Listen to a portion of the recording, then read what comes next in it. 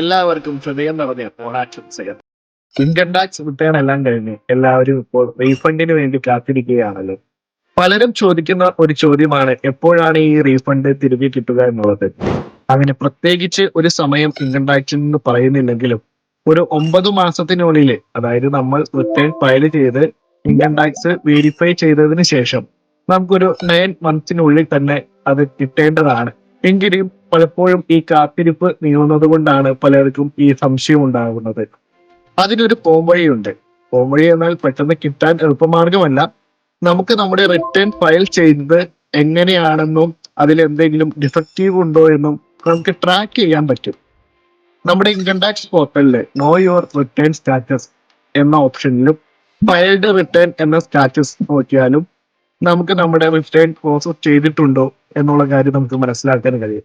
ഇനി പ്രോസസ് ചെയ്തിട്ടുണ്ടെങ്കിൽ എപ്പോഴാണ് നമ്മുടെ അക്കൗണ്ടിൽ ആ ഫണ്ട് ക്രെഡിറ്റ് ആയിട്ടുള്ളത് എന്ന് അതിൽ കൃത്യമായി മെൻഷൻ ചെയ്തിട്ടുണ്ടാവും.